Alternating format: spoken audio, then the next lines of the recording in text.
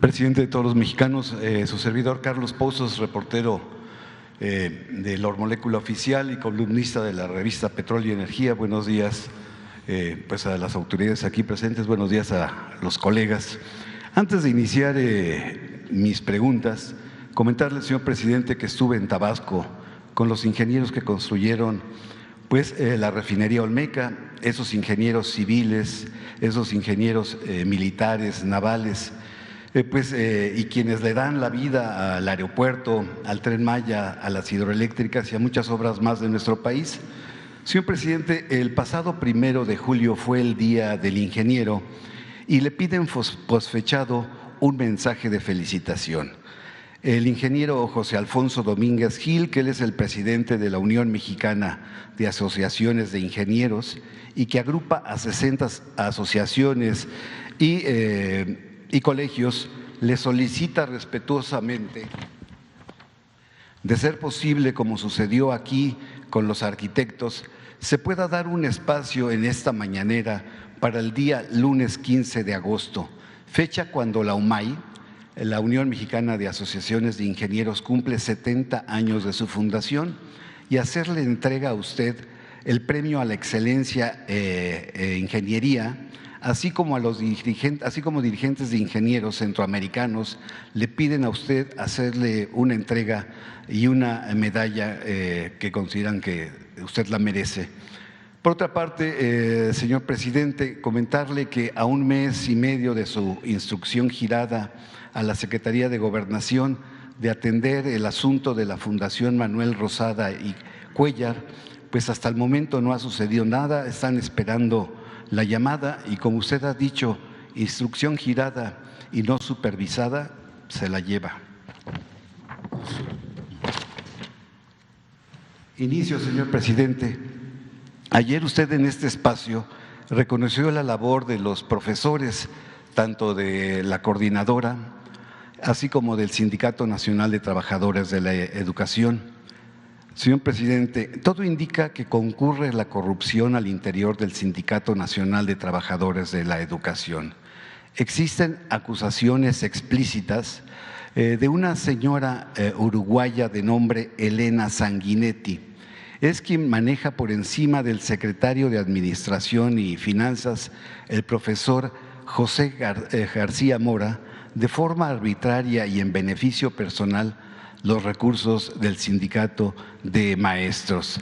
Dentro del CENTE es sabido por muchos que dicha persona ha comprado inmuebles de lujo, autos blindados, joyas, ha hecho viajes y se mueve por todos lados con escoltas al amparo del dirigente Alfonso Cepeda.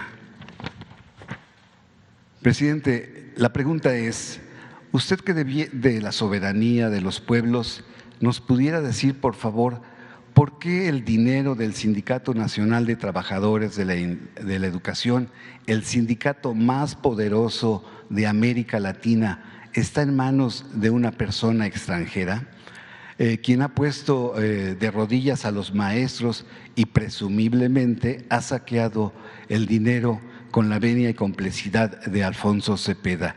Y aquí tengo los documentos que dan prueba y sostienen esa información. Quisiera saber su opinión, presidente. Bueno, pues acerca de los ingenieros están invitados. Vamos a buscar nada más el día que se pueda. Están todos invitados, ingenieros civiles y de todas las especialidades de la ingeniería, porque son muy importantes los ingenieros, constructores, y nada más decirles que no hace falta ningún reconocimiento. Yo creo que el mérito mayor es el de los trabajadores de la construcción y de otras ramas de la ingeniería. Sería muy bueno que ese día se hable de la importancia que tienen los ingenieros en todas las obras públicas, en la construcción de la infraestructura para el desarrollo del país. Sobre eso básicamente, no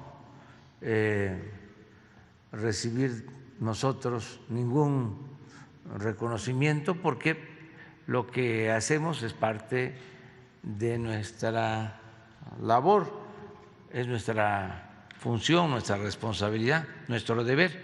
Entonces, pero que sí vengan esta directiva y que puedan aquí enviar un saludo a todos los ingenieros.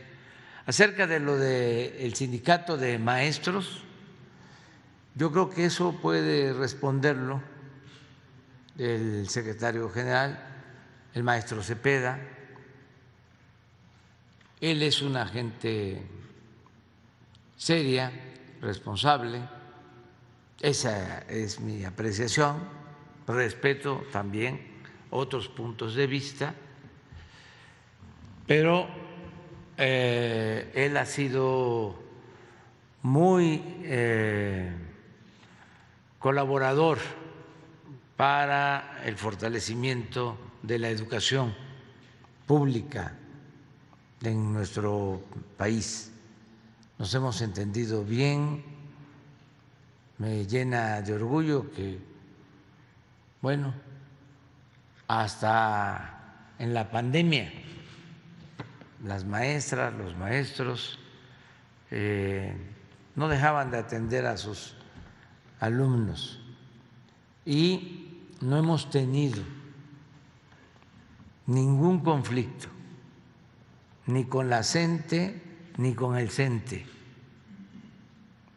No ha habido suspensión de clases, al contrario, ha habido entrega de parte del Magisterio Nacional, y esto de una u otra forma tiene que ver con los dirigentes, con el comportamiento de los dirigentes y también con la política nuestra de dignificar al maestro, de no ofenderlos como se hacía anteriormente, porque los maestros siempre han sido pues la base para la educación pública y ya sabemos la importancia de la educación y todos queremos a nuestras maestras, a nuestros maestros.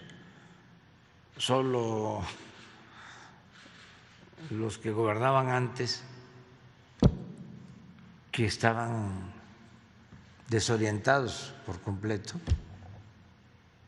obnubilados, se atrevieron a faltarles el respeto a las maestras y a los maestros.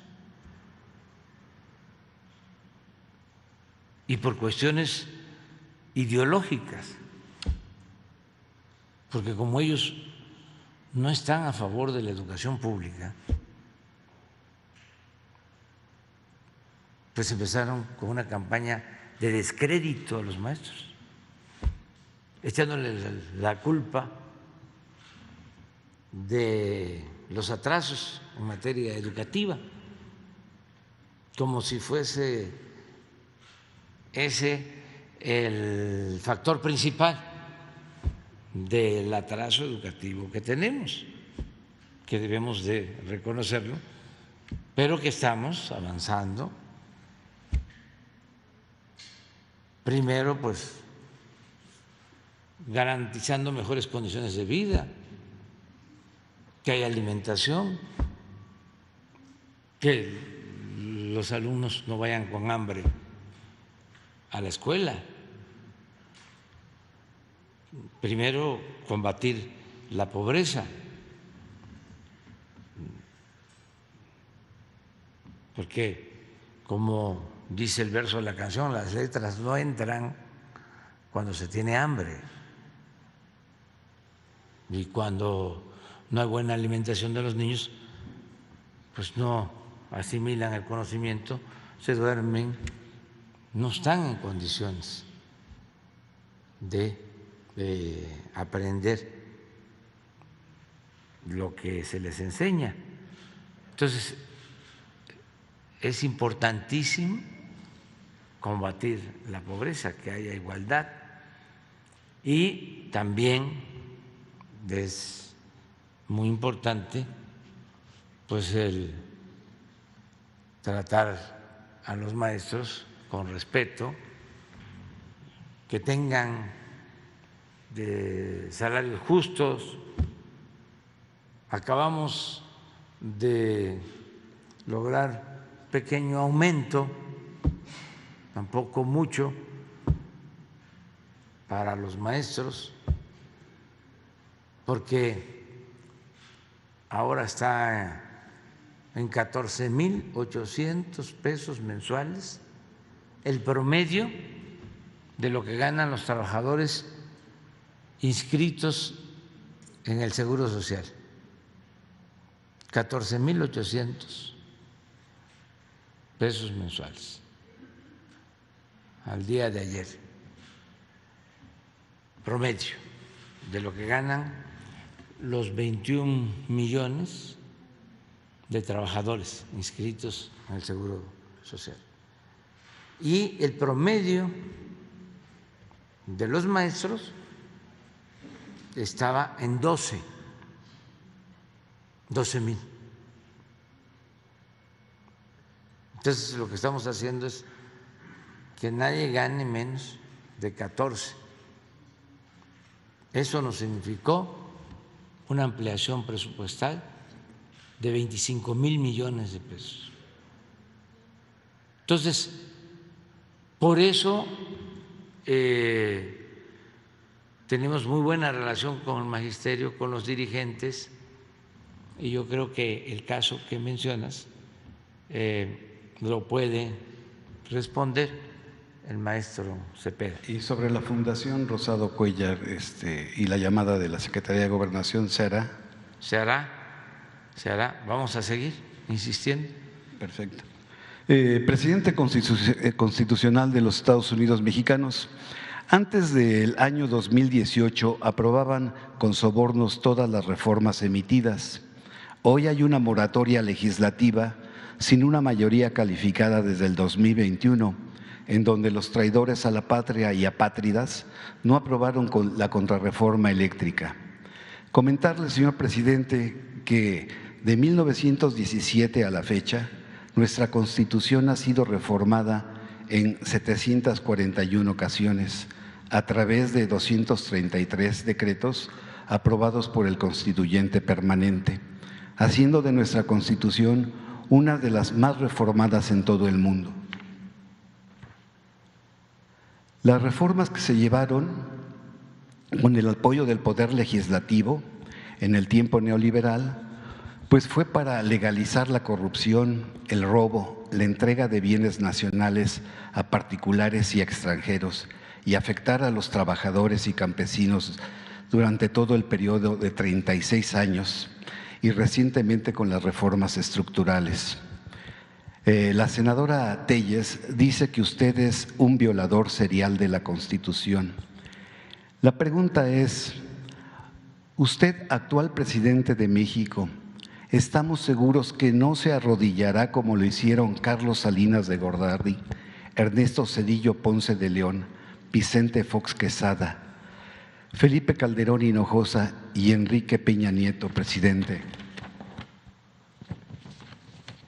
Y preguntarle, ahora México cuenta con una red de 14 tratados de libre comercio con 50 países. La pregunta específica es, ¿ningún tratado o acuerdo comercial suscrito por México hasta ahora estará arriba de la Carta Magna? Y también preguntarle, ¿ya recibió la respuesta de la carta que le envió a su homólogo, el presidente de Estados Unidos de América, Joe Biden? ¿Ya recibió la respuesta? Bueno, miren, Yo creo que es importante y hemos estado hablando del tema, pero no se expone de ver lo de las reformas que le hicieron a la Constitución los del bloque conservador, porque ahora ya se quitaron la máscara, pero antes aparentaban de que eran distintos. Sin embargo, ya votaban juntos todas las reformas a la Constitución que afectaban al pueblo, a los trabajadores, y beneficiaban a minorías nacionales y extranjeras. Esto nos va a ayudar a entender lo que hicieron y es pedagógico, y sobre todo para los jóvenes, porque hay quienes tienen 18, 20 años y no supieron de las reformas a la Constitución que se hicieron en la época de Salinas o en la época de Zedillo. Pero lo cierto es que fueron ajustando el marco legal a los intereses del grupo económico dominante, a los que mandaban en México. Entonces, sería importante que pusiéramos un listado de algunas reformas y dejar como tarea, con todo respeto, que se den a conocer las reformas que se hicieron en el periodo neoliberal en beneficio del pueblo, porque todas las reformas que hicieron fueron para legalizar injusticias y robos. Esto también es importante para estudiantes de derecho y pues para los ciudadanos en general, al grado que nosotros teníamos dos posibilidades: convocar a una a un nuevo constituyente para hacer una nueva constitución, o hacer reformas que considerábamos básicas para avanzar en la transformación. Optamos por lo segundo, por hacer reformas, vamos a decir, estratégicas a la Constitución, y ya lo logramos. Nos faltan 2 o 3 que van a estar ya muy complicadas de aprobación, no van a ser fácil de ser aprobadas porque ya se cerraron, ya hay esta huelga, moratoria, una moratoria, huelga, y para una reforma constitucional se requiere pues 2/3 partes, no es mayoría simple. Entonces, lo vimos cuando la reforma constitucional a la industria eléctrica, en vez de apoyar a la Comisión Federal de Electricidad, el bloque opositor apoyó a Iberdrola y a las empresas eléctricas extranjeras. Ya es difícil. De todas maneras, nosotros vamos a enviar las iniciativas porque es un asunto también de principios. Si ellos las rechazan o no las quieren aprobar, pues ya lo dirá la historia y el corrido. Pero no sé si tenemos la relación. Sí, pero es que me gustaría que se pusieran. En uno de mis últimos libros, no abarco todas, pero sí de los aumentos de impuestos, las afores, empezando por considerar que no era estratégico el que el Estado manejara los bancos, los aumentos al IVA, la reforma minera. Perdón que le interrumpa, señor presidente, mientras que buscan ese cuadro, esa información, reiterarle la pregunta: ¿qué espera usted de la respuesta del presidente Joe Biden a la carta? ¿En qué términos espera que usted que sea? Y si me permite, perdóneme, una sugerencia con todo respeto.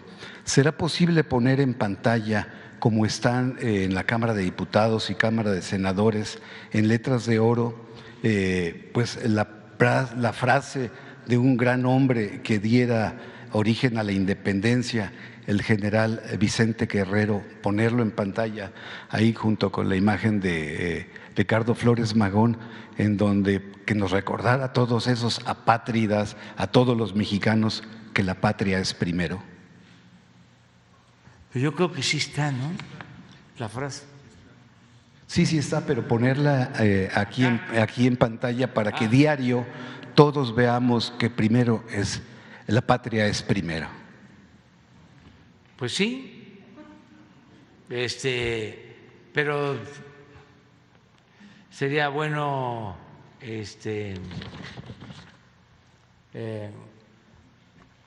poner el antecedente, a ver si buscan ahí a quién habla de eso. José Mancisidor, el historiador, y leemos lo que dice Mancisidor sobre la frase. Aquí tenemos que esperar, pacientes, porque venimos a aprender todos. Esto es un diálogo circular y siempre aprendemos. Yo aprendo mucho y todos aprendemos. O sea, son las dos cosas.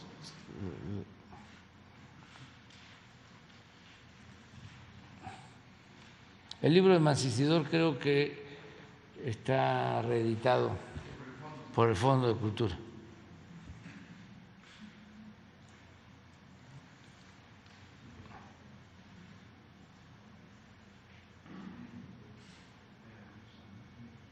Bueno, vamos a seguir adelante con el otro compañero y tenemos esos dos pendientes. Adelante. Muy buenos días, señor presidente. Mi nombre es Miguel Velázquez, soy reportero del periódico Publimetro y quiero plantearle dos temas, uno internacional, uno nacional y, si me permite, un comentario para el subsecretario Ricardo Mejía al final. El primer tema internacional que le quiero plantear, y muy rápidamente, es preguntarle cuál es la postura del Gobierno de México ante la tensión que ha habido en estos últimos días entre China y Estados Unidos, principalmente después de la escalada que hubo esta semana con la visita de Nancy Pelosi a Taiwán. Preguntarle cuál es la postura de nuestro país. Bueno, la postura de nuestro país es que no haya guerras, que se eviten las confrontaciones bélicas, que se busque mediante el diálogo acuerdos. Está el mundo como para acordar entre todos los pueblos, las naciones, una tregua de cuando menos 5 años para poder enfrentar la crisis que afecta a los pueblos. Una tregua, que cese la guerra, la confrontación, las provocaciones, que las cosas queden como están. Una vez que se detengan los enfrentamientos, en especial la guerra de Rusia y Ucrania, y que en 5 años, esto lo podría hacer la ONU, se haga una revisión, pero que todos hagamos el compromiso de no apostar a la confrontación, a las guerras, desde luego a la guerra bélica, pero también no apostar a la guerra comercial, porque esto nos afecta a todos.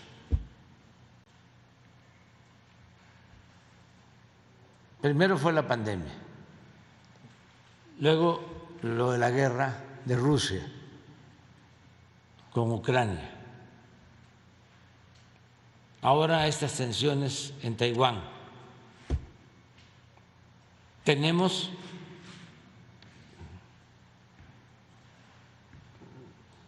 problemas todos por falta de crecimiento de las economías. Cada vez hay más pobreza, hay una inflación mundial. ¿Qué tenemos que hacer?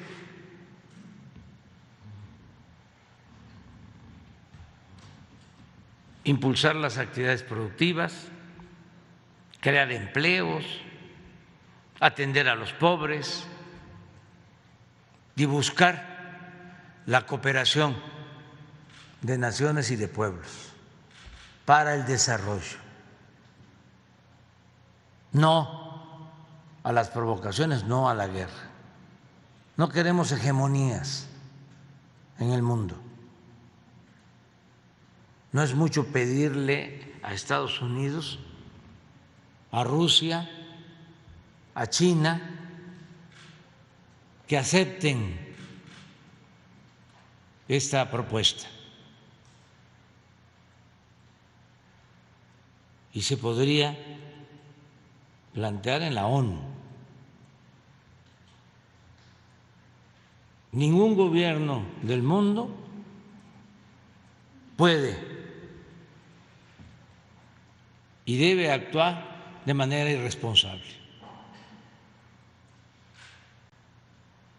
Y aquí no se trata de maniqueísmos, de buenos y malos.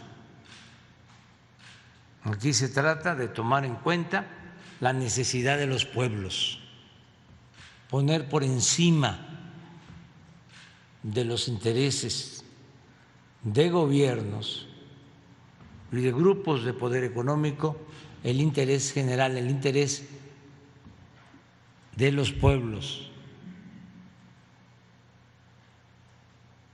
Parece utópico, pero eso es lo que se necesita, no lo otro. Imagínense si hay represalias en Asia y se obstaculiza el comercio, se desata una especie de guerra comercial. ¿Cómo vamos a enfrentar eso? A todos nos perjudica. No es cierto de que somos independientes y que no se requiere del comercio internacional. Ya es un mundo globalizado en lo económico, en lo comercial. Lo estamos viendo en Europa con el conflicto de Rusia y Ucrania, lo que están sufriendo por los precios de los energéticos, lo que está pasando con el incremento del transporte marítimo, lo que está sucediendo con las faltas de chips, lo que está pasando con la falta de fertilizantes, con la falta de alimentos. ¿Y quién resulta afectado? El pueblo de todos los países. ¿En qué les puede afectar? A los presidentes, jefes de Estado, legisladores, pues ellos hasta tienen protección en especial, pero la gente que tiene que comprar las tortillas y que las tiene que comprar más cara, o el pan, o tiene que pagar más por la luz, y que necesita el aire frío o el calentador, ¿cómo le van a hacer en el invierno? ¿Cuánta gente va a sufrir? Va a tener que apretarse para resistir los fríos. ¿Por qué ese sufrimiento? Entonces, que haya paz y que podamos atender lo urgente, los grandes, graves problemas de los pueblos en el mundo. Esa es mi propuesta. Uno de los temas que usted ha mencionado, o una de las frases que usted ha mencionado, por ejemplo, ahora que mencionaba la guerra en Ucrania, Rusia y Ucrania, es que falló la política y que llegamos hasta este momento. Preguntarle, sobre todo, un poco en este sentido, si se está o cómo se está preparando el Gobierno de México en el peor escenario que vuelva a fallar la política, cómo se estaría preparando para en caso de que llegáramos a ese punto. Y preguntarle también, usted le ha mencionado incluso al presidente Biden en su visita a Washington, le mencionaba que pues América Latina, que México y América Latina pues tienen que ser una opción o pueden ser una opción, justamente lo que mencionaba, para no depender de la gran fábrica del mundo que es China. Entonces preguntarle si esta postura que usted le mencionó al presidente Biden cambia o si se refuerza y cómo se reforzaría. Ya se está entendiendo cada vez más, no solo por los políticos, sino por empresarios, inversionistas, van buscando los países donde tienen más posibilidad de desarrollarse, donde hay mercado, donde tienen recursos naturales disponibles, donde tienen, que eso es muy importante, fuerza de trabajo. Entonces, por eso México tiene una situación especial. Acabo de hablar ayer con la presidenta mundial de Citi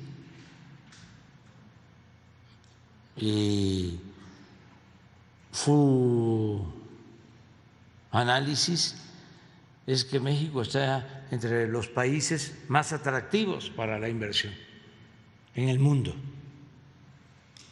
Incluye India y México, de los que recuerdo. Pero en América Latina, sin duda México, en primer lugar. Por eso es muy probable que sigan llegando inversiones foráneas, que siga creciendo la inversión extranjera.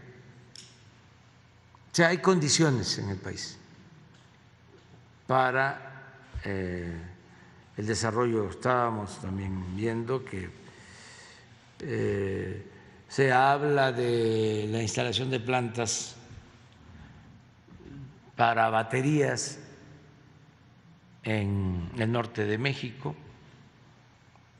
de empresas extranjeras, para poder desarrollar la industria automotriz de vehículos eléctricos. México tiene un sitio especial, muy favorable. Entonces, nosotros sí estamos preparándonos, pero de todas maneras afecta la inestabilidad mundial. Además, es un asunto también de derechos humanos. ¿Cuánta gente pierde la vida?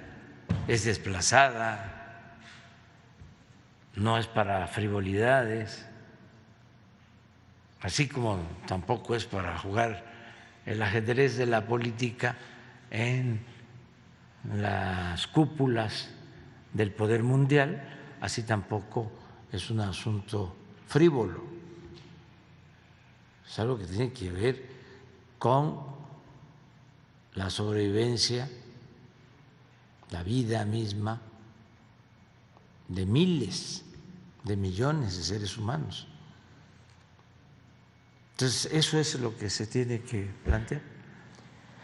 Presidente, y pasando en una segunda pregunta y un poco vinculado también, hablaba usted de esta inestabilidad, cómo nos afecta, y hablaba también pues de las personas que al final del día estos movimientos geopolíticos internacionales pues nos afecta en cosas que a lo mejor no hubiéramos pensado, ¿no?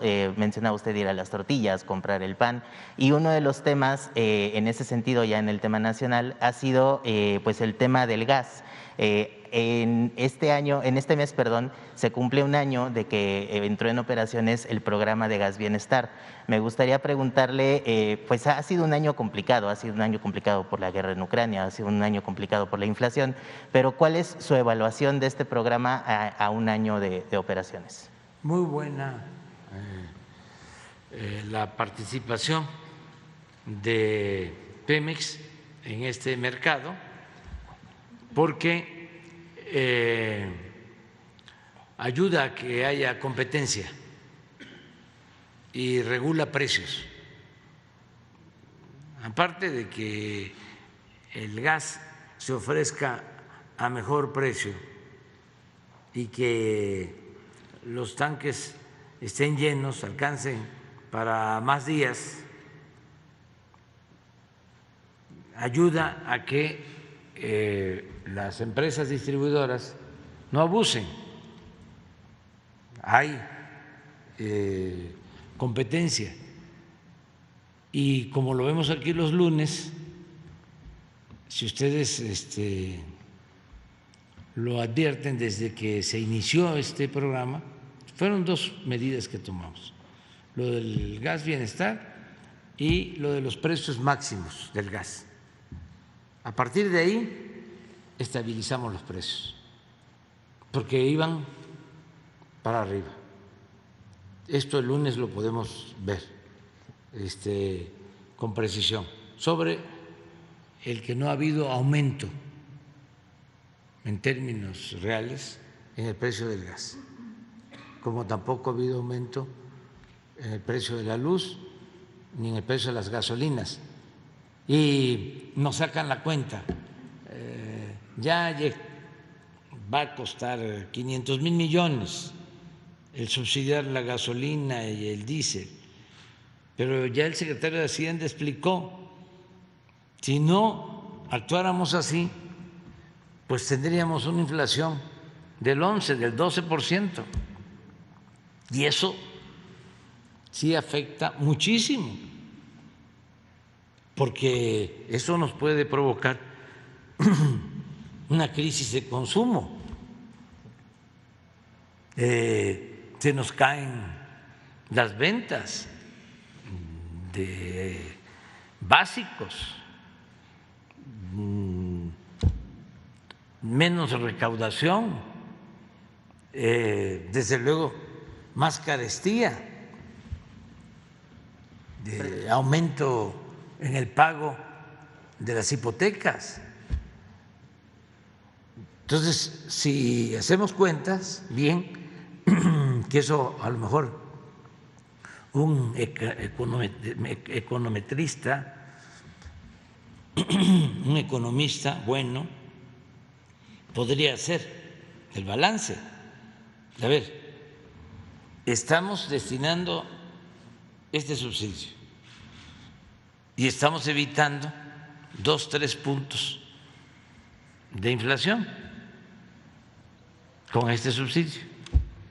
Si no destinamos este subsidio, ¿cuánto nos costaría como sociedad? Es una buena ecuación para los investigadores. Yo estoy seguro de que nos conviene. Además, podemos hacerlo sin endeudar al país, porque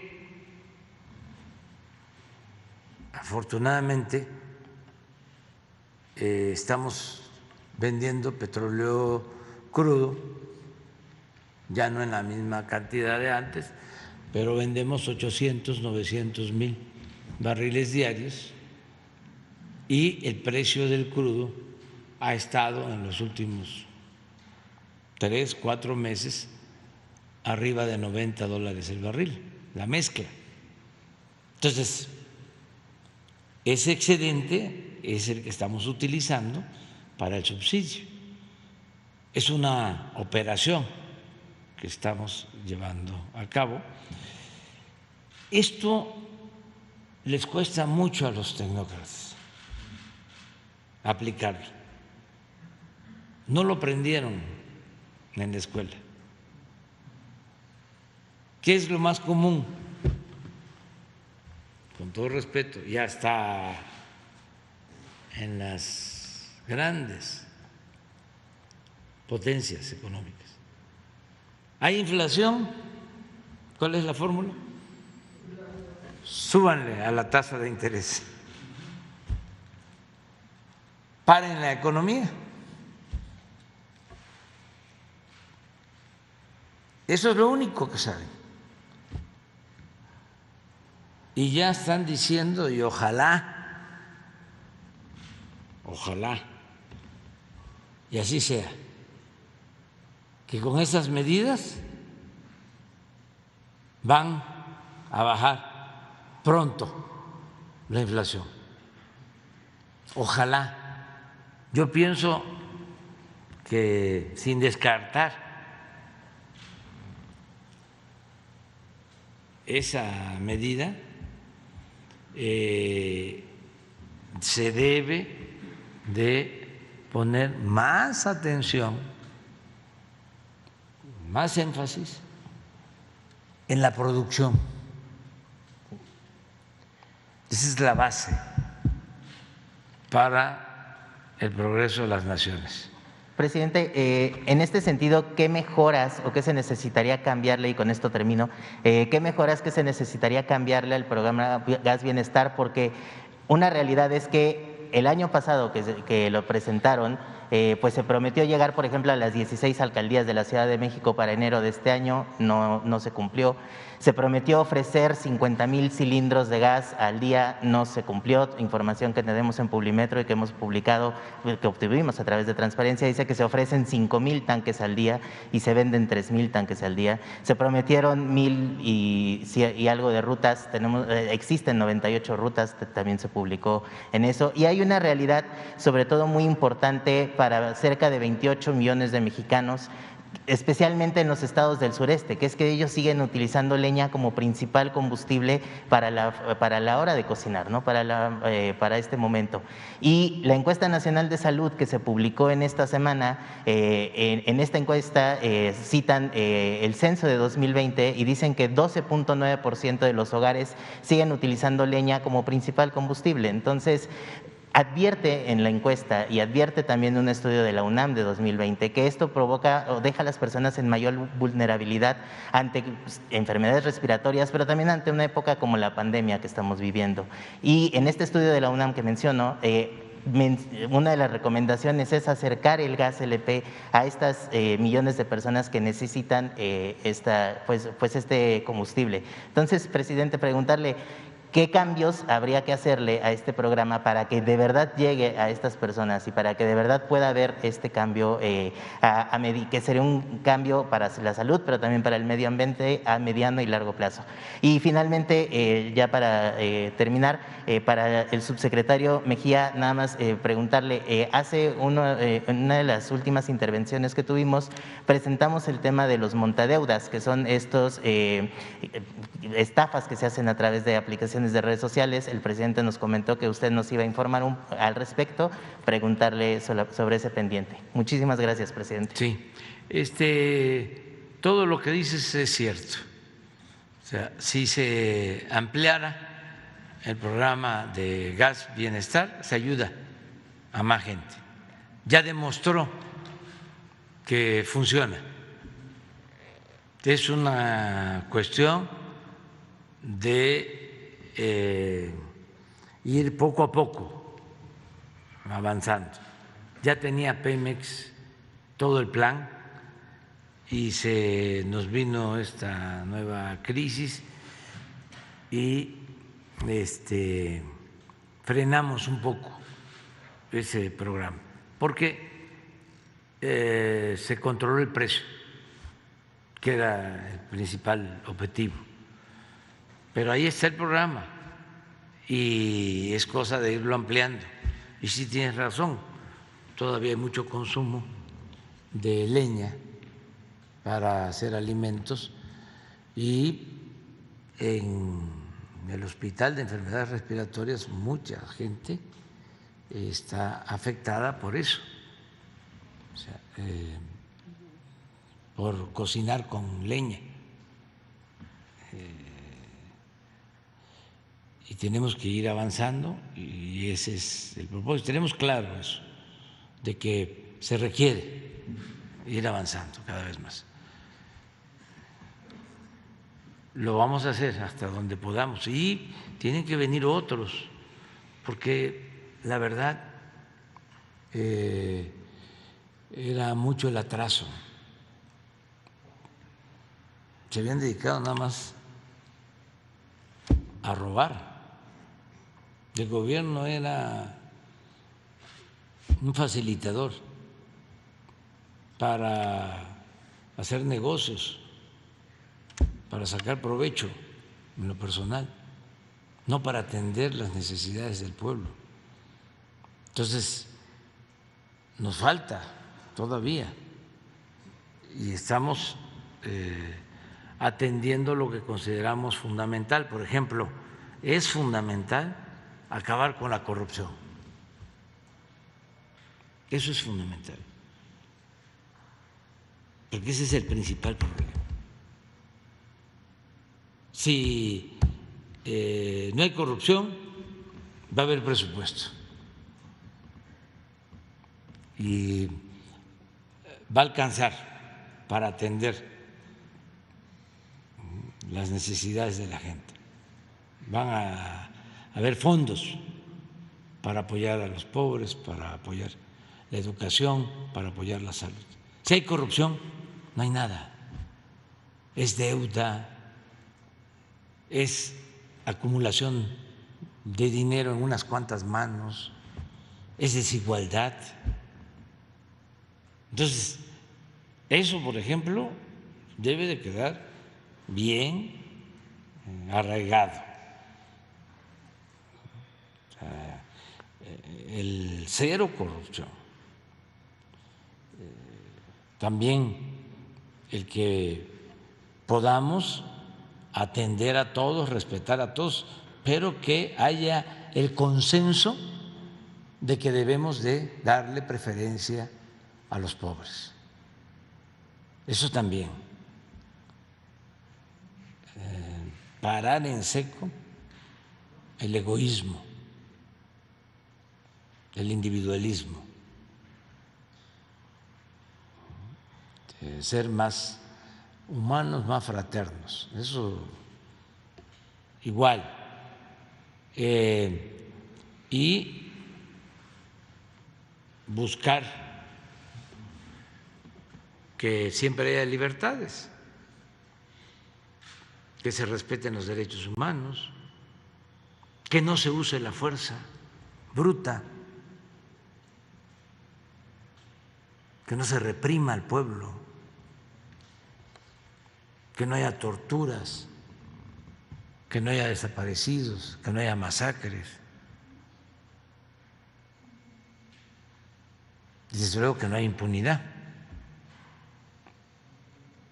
que el que comete un delito sea castigado, sea quien sea,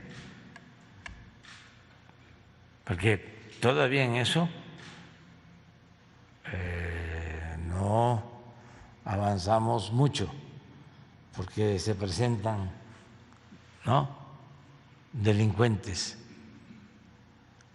del crimen organizado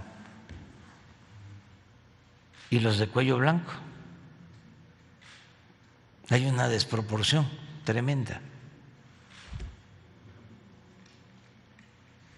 Nos falta avanzar más en eso. Y nada de que el delincuente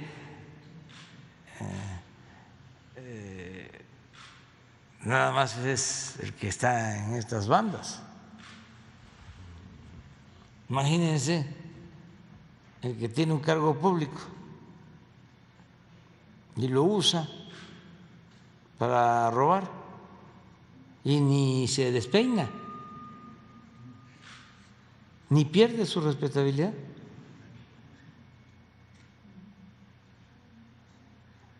Como el caso de este abogado de la delegación Benito Juárez, que daba permisos, de Benito Juárez era, daba permisos para hacer edificios y por cada edificio pedía un departamento.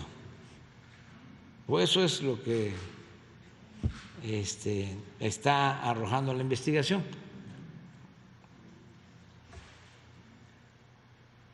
Y a todo dar,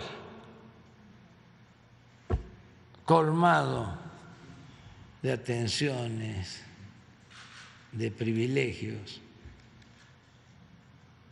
hasta aplaudido por la gente.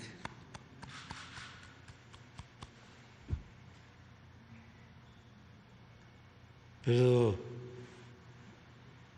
esos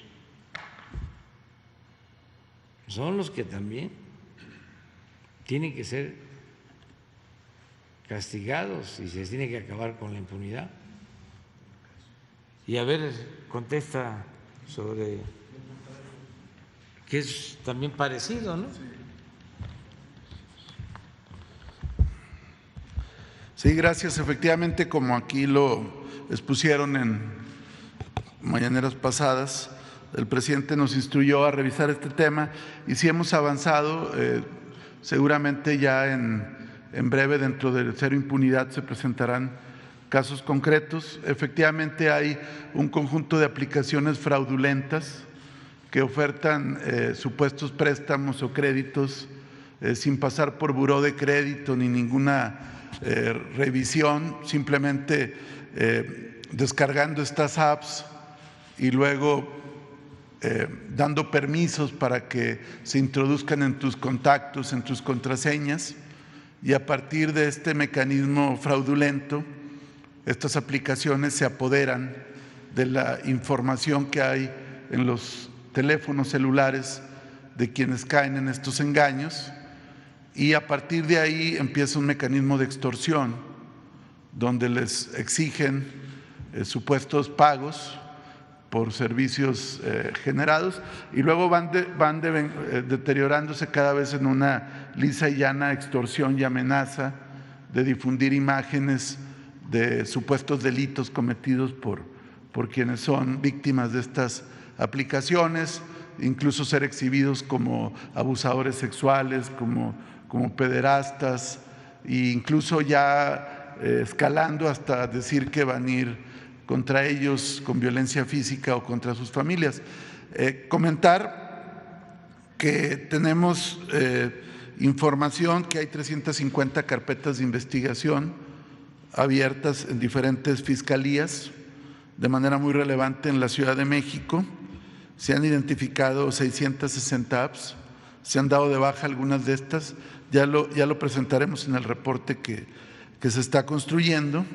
Ya la Fiscalía de la Ciudad de México, la Procuraduría Fiscal de la Federación y otras ya están en vías de judicializar casos. Se han detectado ya las redes de vínculos de estos defraudadores y extorsionadores, y comentar que paralelamente se han emprendido algunas acciones de difusión preventiva y se va a intensificar campañas de civismo digital, campañas informativas de alto impacto, y se va a publicar los listados de las apps de cobro ilegítimo. Y por otro lado, pues está abierto el 089 para cualquier denuncia ciudadana, y también se va a trabajar junto con la Conducef para hacer campañas para que la gente, antes de caer en estas trampas, de estos fraudes, pueda consultar si efectivamente tales aplicaciones están avaladas por la Conducef. También se va a hacer lo mismo con la Profeco, pero adelantar que en breve tiempo seguramente aquí se presentarán casos en Cero Impunidad ya de detenciones sobre este tipo de fraudes, y al mismo tiempo hacer un llamado a quienes hoy nos ven para que no caer en este tipo de fraudes, de extorsiones que ofrecen beneficios ilusorios y que realmente se convierten en un caso muy grave. Tenemos documentado un caso ya en vías de judicialización que una persona hasta 350,000 pesos depositó. Todo está documentado y seguramente en breve habrá una respuesta penal y judicial al respecto. Gracias. ¿Ya tienes eso? A ver, no le hace, pero vamos a ponerla. O sea, es que tenemos tiempo. Mira, se los voy a leer. Esto es que si no entendemos esto, si no lo entendemos, no vamos a comprender muchas cosas. Tomaron, secuestraron al Estado y lo pusieron al servicio de una política económica que beneficia a minorías. Esto obedeció en buena medida a los compromisos que se hacían con gobiernos y con organismos financieros internacionales. Entonces, arreglaron todo el marco jurídico para beneficio de una minoría en contra de la mayoría del pueblo. Miren, en mayo del 89, al inicio del gobierno de Salinas, el PRI y el PAN avalaron el Plan Nacional de Desarrollo, los dos, 1989-1994, que permitió la venta de importantes empresas públicas al sector privado. Entonces fue una acción conjunta. El 27 de junio de 1990, el PRI y el PAN reformaron el artículo 28 constitucional para entregar bancos que eran propiedad de la nación, eliminando de la Constitución el párrafo que reservaba al Estado la prestación del servicio público de banca y crédito. Estamos hablando de reformas constitucionales. 3.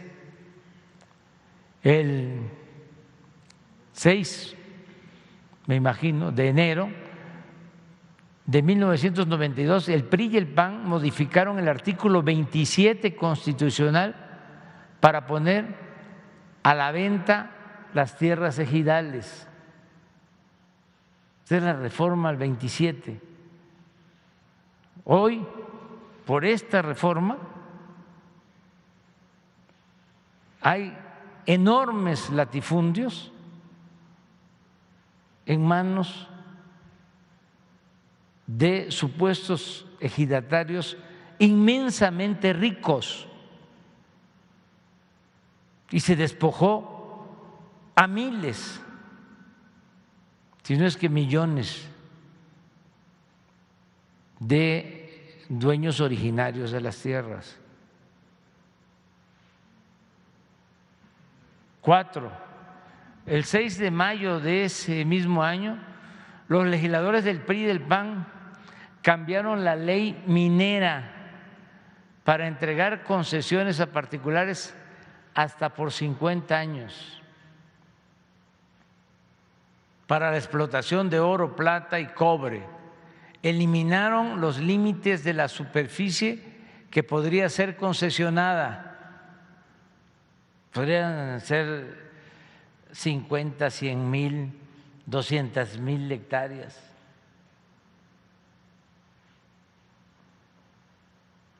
Derogaron el impuesto a la extracción de minerales. Es decir, desde mayo del 92 hasta hace como 4 años no se pagaba impuesto por la extracción de oro, de plata, de cobre. ¿Ustedes creen que esto no lleva dedicatoria? ¿Eran auténticos representantes populares los legisladores? Muchos ni leían las iniciativas de reforma.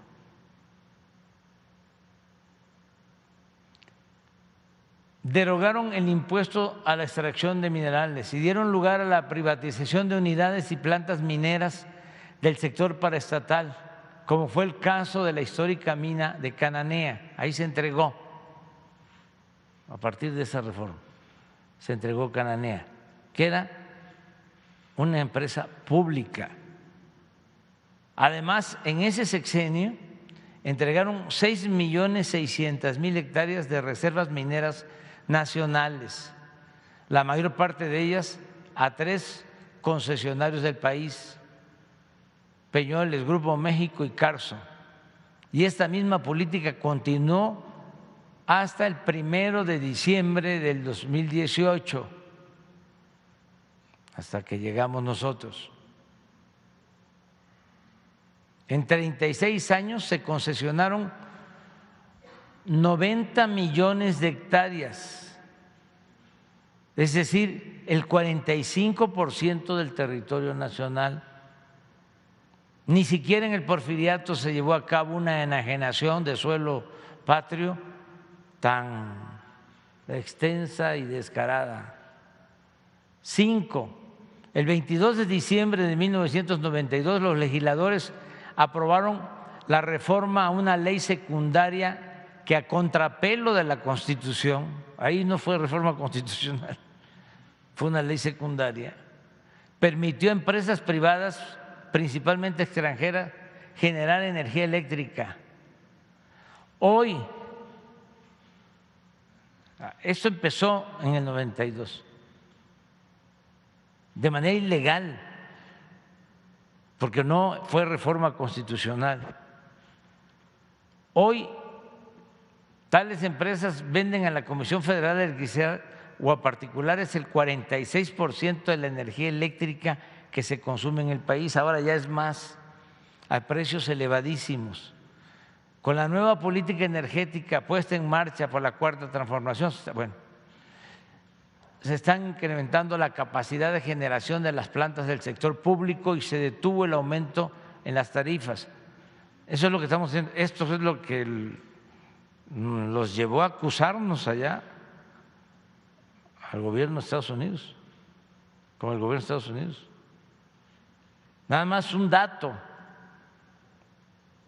Claudio X González, papá, fue asesor económico de Carlos Salinas de Gortari, para entendernos mejor. El 5 de marzo de 1993 el PRI y el PAN aprobaron la reforma al artículo 3º constitucional. ¿Quién era secretario de Educación? Ernesto Zedillo. Para limitar la gratuidad de la educación pública, acotarla solo a nivel de primaria y secundaria, y se dejó al mercado como si fuera una mercancía la educación media superior y universitaria.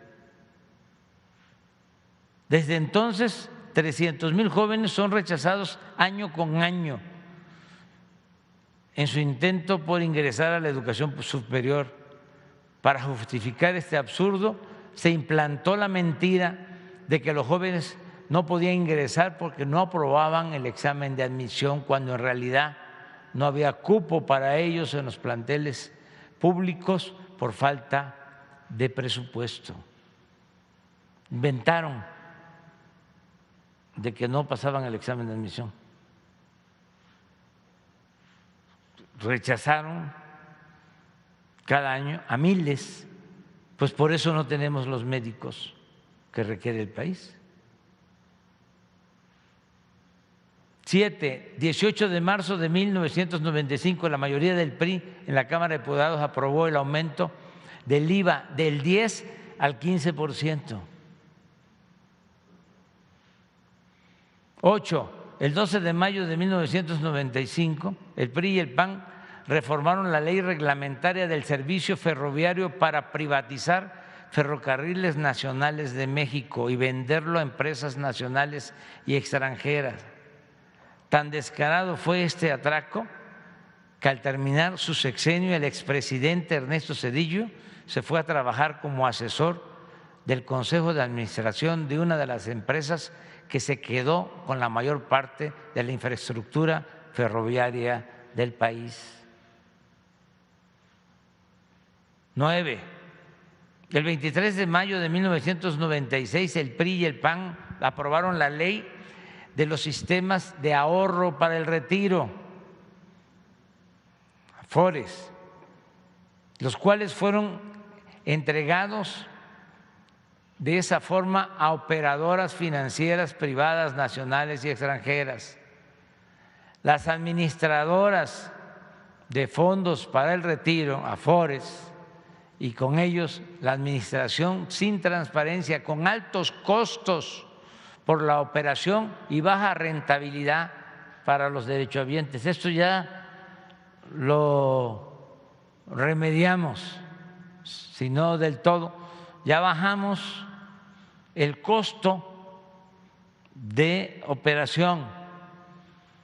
Se pagaba más que en Argentina, que en Chile, que en Colombia, que en Estados Unidos. Y se hizo una reforma ya en nuestro gobierno para que se cobren menos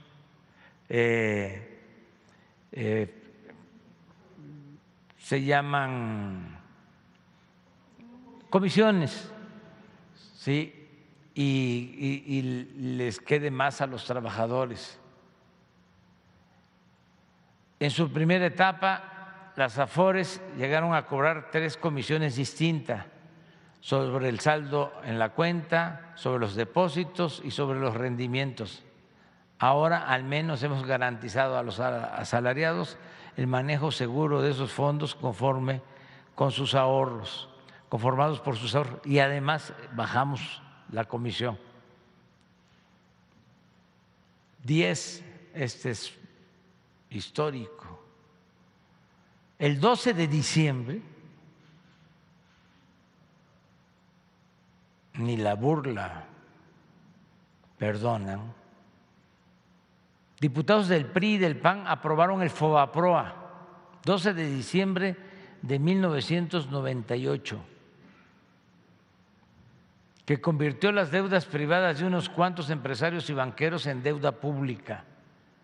En la actualidad, esto es hasta el 31 de diciembre del 2018, esta deuda rebasó el 1.200.000 millones de pesos y de 1995 a la fecha se han destinado solo para pagar intereses más de 800.000 millones de pesos del presupuesto nacional, cuando esos recursos públicos debieron utilizarse para impulsar actividades productivas, crear empleos y promover el bienestar del pueblo.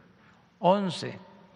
El 8 de diciembre de 2005, ya durante el foxismo, el PRI y el PAN reformaron la ley de impuestos sobre la renta para conceder a las grandes corporaciones económicas y financieras el privilegio de diferir el pago de impuestos hasta por el 100% de sus contribuciones.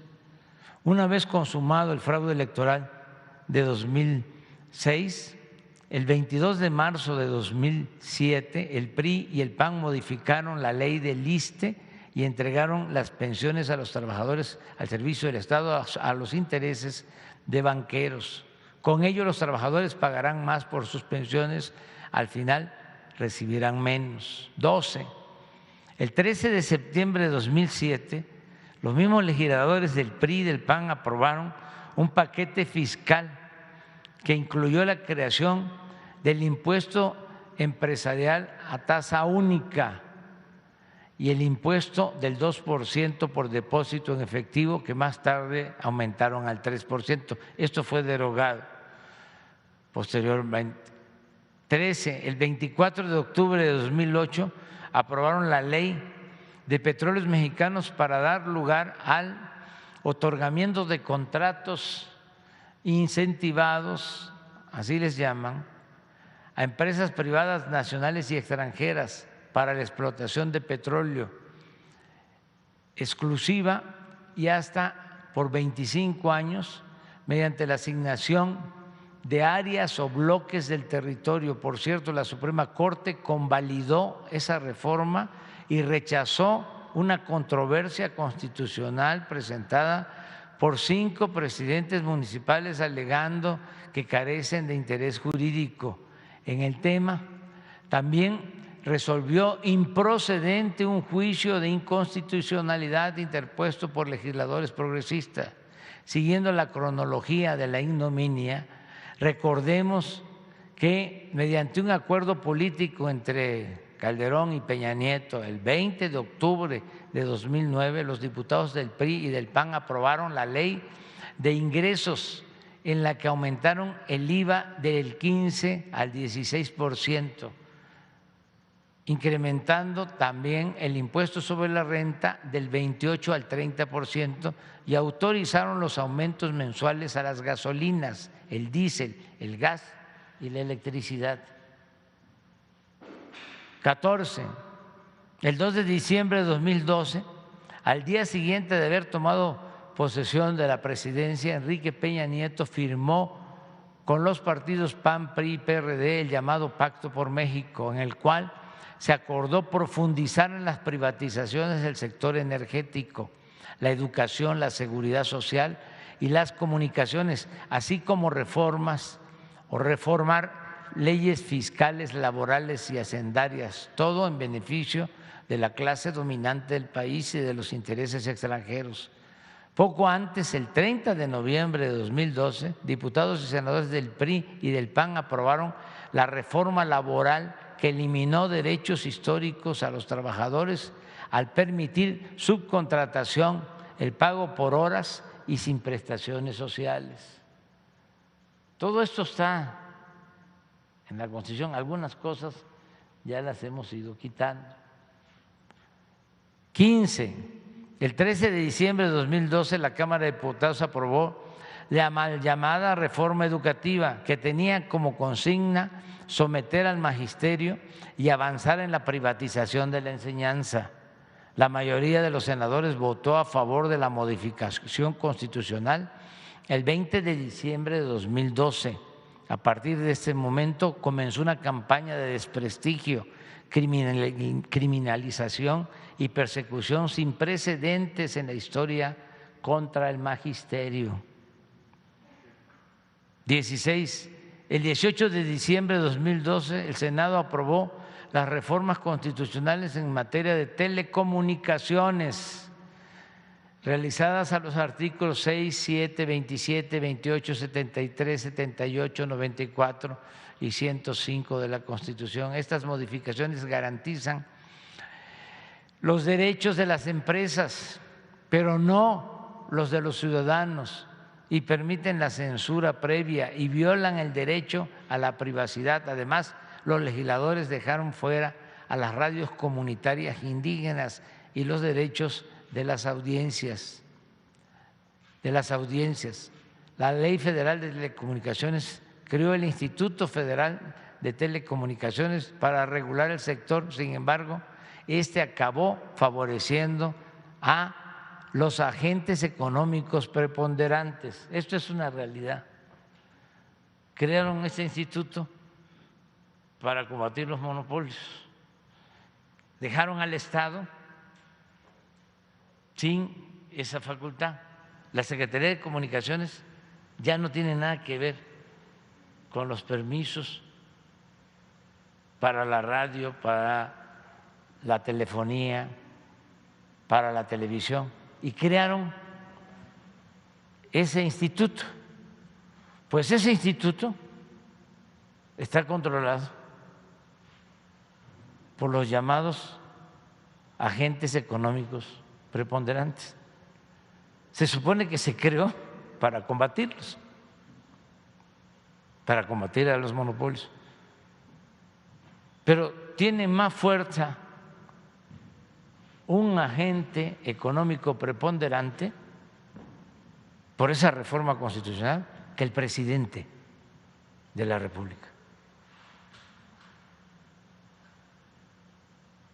Eso es para que tengamos en cuenta lo que significaron estas reformas constitucionales. Por ejemplo, no podemos nosotros tener una concesión del Estado para que haya internet gratuito en todo el país. No podemos. Solo donde no hay nadie que dé el servicio. Porque si no, hay competencia desleal. El Estado no se puede meter. Solo tienen que ser los particulares. ¿Y dónde creen que nos dieron la concesión para el Internet? Claro que eso es lo que nosotros buscamos en las comunidades más apartadas. Aquí en la Ciudad de México no podemos. Porque para allá vamos, pero con la huelga de estos.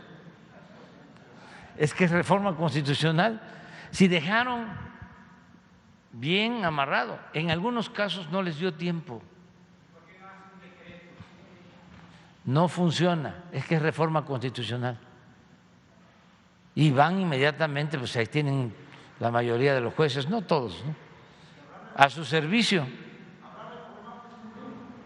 En todos los casos tiene que haber reforma.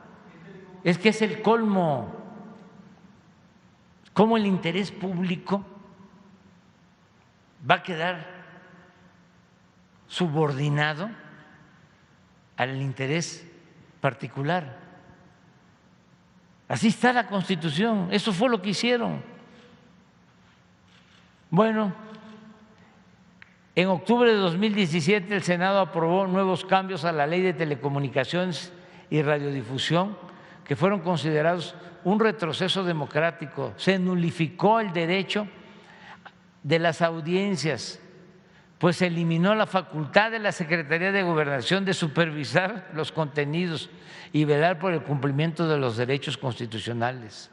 En los hechos se dejó sin sanción el incumplimiento del respeto a los derechos de las audiencias infantiles y a la diversidad, y se omitió la obligación de observar un lenguaje no sexista y de no promover la violencia. No se puede regular. Esa reforma la hicieron ellos. 18. El 17 de octubre de 2013, la Cámara de Diputados aprobó la reforma hacendaria que significó cobrar más impuestos a la mayoría de los contribuyentes, manteniendo los privilegios, esto sí lo cambiamos, síguele,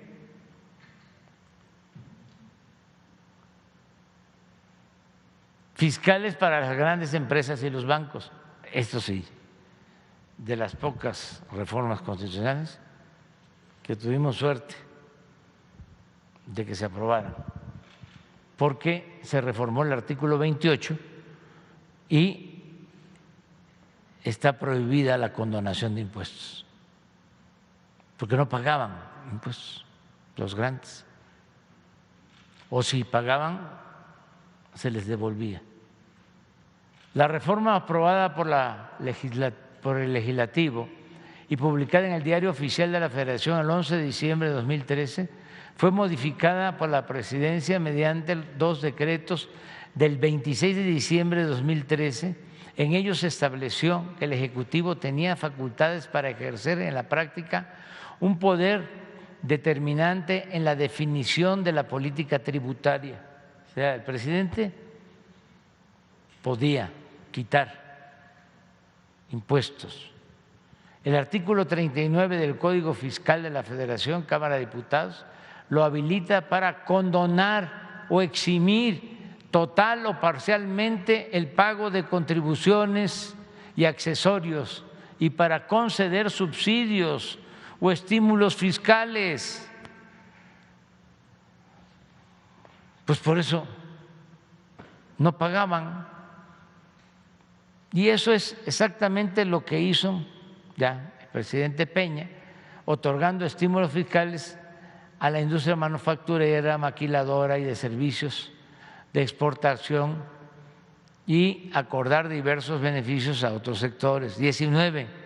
No conformes con el avance de las privatizaciones del petróleo mexicano y de la Comisión Federal de Electricidad, el 11 de diciembre de 2013 los senadores del viejo régimen aprobaron la reforma energética para entregar el 20% del potencial petrolero del país a empresas particulares, nacionales y extranjeras y permitir el aumento ilimitado de la participación privada en la generación de electricidad.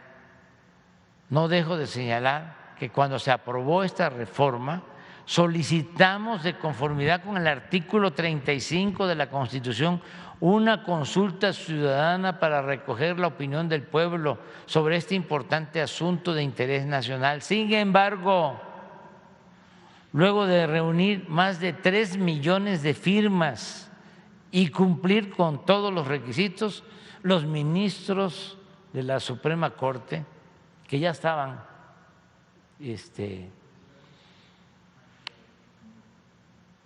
arreglados, demostrando su lealtad a los mandamases, declararon improcedente nuestra fundada petición. Eso tampoco se olvida.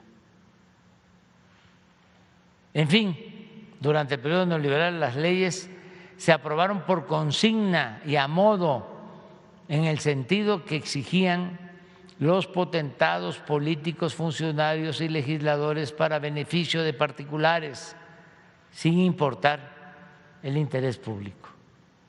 Hasta ahí la dejamos, pero hay muchas más reformas. Pero esto es lo que debe de servir para entender cómo era la vida legislativa en el periodo neoliberal. ¿En qué benefician estas reformas al pueblo? ¿En qué beneficiaron al pueblo? Entonces, ahora es distinto, por eso su enojo. Ya terminamos. Te quedas tú mañana sin falta. ¿Sí? ¿Tu agenda de hoy? Tengo muchísimas cosas, muchas. Y lo que quiero, deseo con toda mi alma es que rescatemos a los mineros.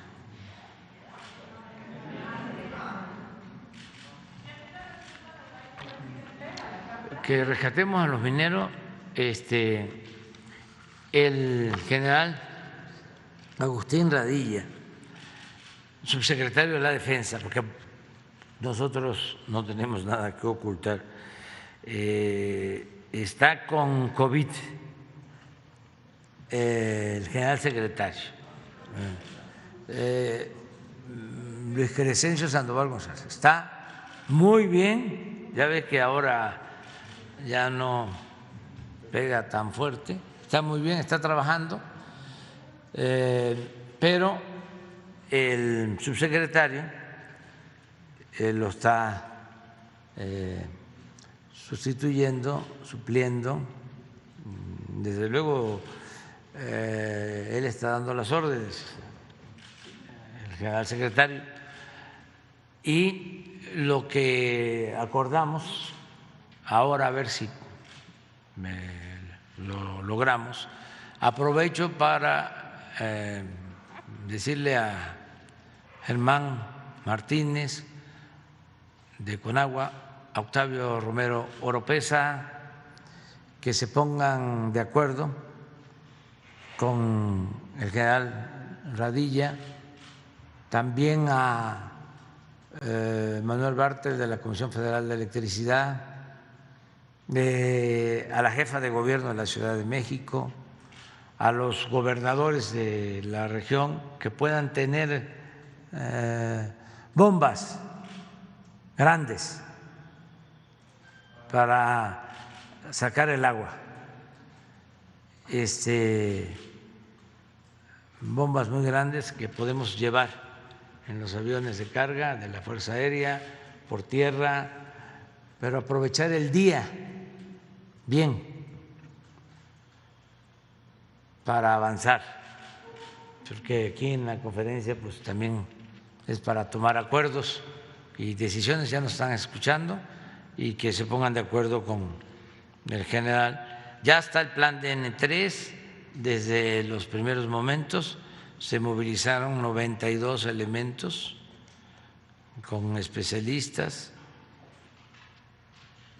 con equipos, y ahora hay ¿cuántos elementos?